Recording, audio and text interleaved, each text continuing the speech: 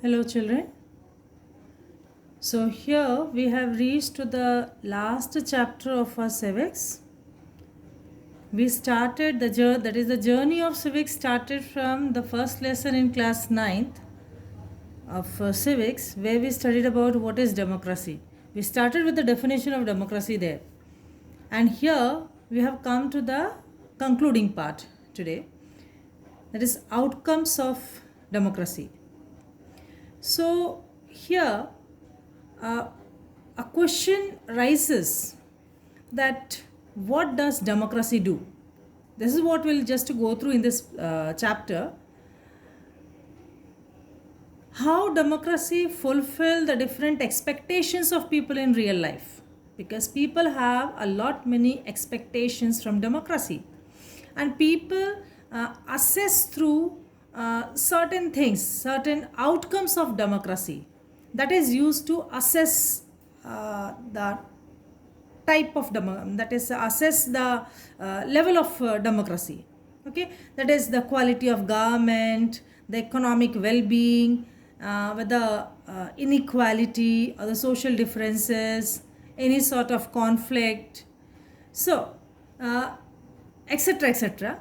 So all these things, they tell us about uh, the expectations of people, the expectations of citizens from a democratic form of government. So this is the last chapter we'll see, because till now we have studied the different phases of the different situations related to democracy. Okay, and here we'll see what is the outcome of democracy, what is the result of democracy. Okay, so here the first topic under this chapter is how do we assess democracy's outcome. So, how the result of democracy can be calculated, assessed. So, we have studied about it earlier also, the answer of this question. How is democracy a better form of government? Okay, so these points could be written. How can we say? Because the different type of governments are there, like maybe dictatorship or the any other, that is the non-democratic form of government.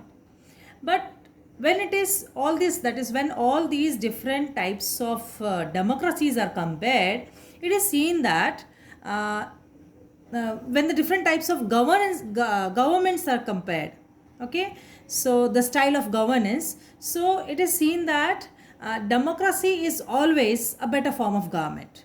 So what are those reasons, or what are those points which makes democracy a better form of government?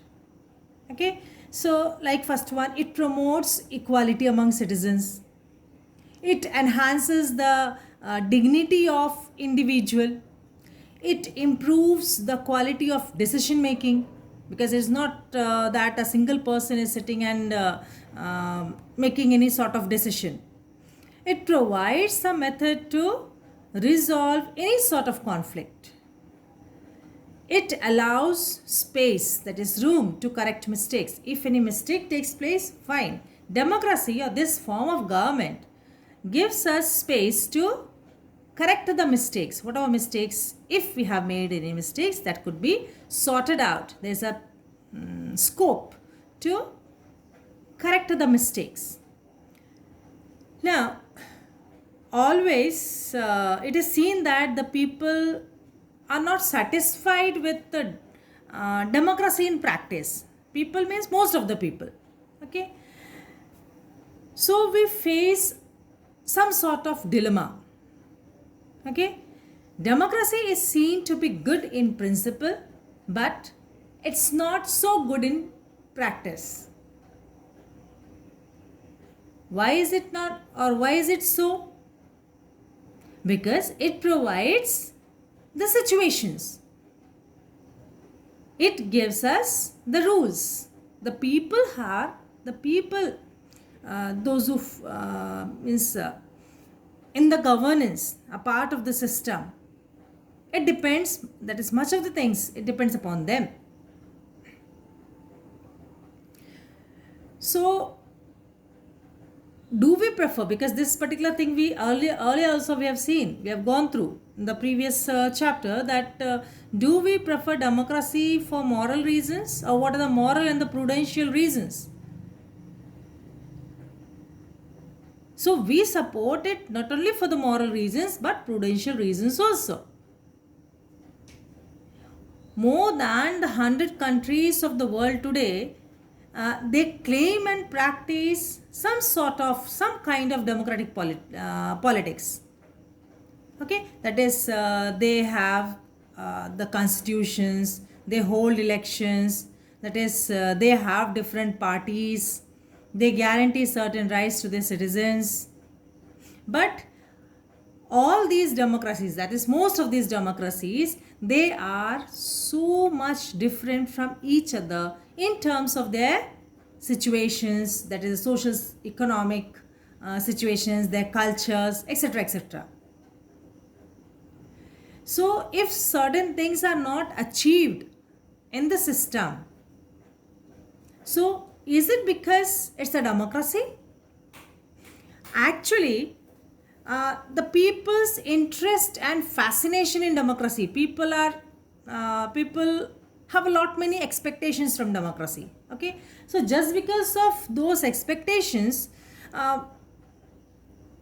people expect a lot, isn't it? And just because of that, it often pushes us into taking a position that democracy can address all the problems. Just because we are fascinated for democracy, and just because or out of that fascination, we expect that, or we think that democracy can provide solutions to all the problems related to the governance. And if our expectations are not met, what do? A normal thing, we start blaming, isn't it? We start blaming the very concept of democracy. We start doubting. If we are living in a democracy, so we go on blaming the system.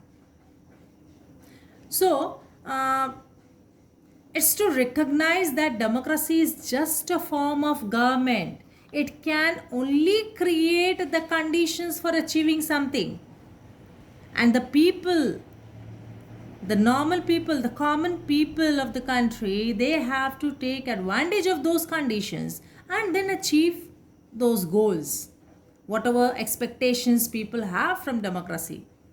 So democracy can only provide the rules, can only provide the system, the principles. Now the thing is that the people have to enact them. So people have to take the advantage of those policies. So we'll see further certain things which through which we'll try to prove what are the expectations of democracy, what democracy does to the country, to the people, etc. So next we'll go ahead with whether democracy is an accountable, responsive and legitimate form of government. Thank you.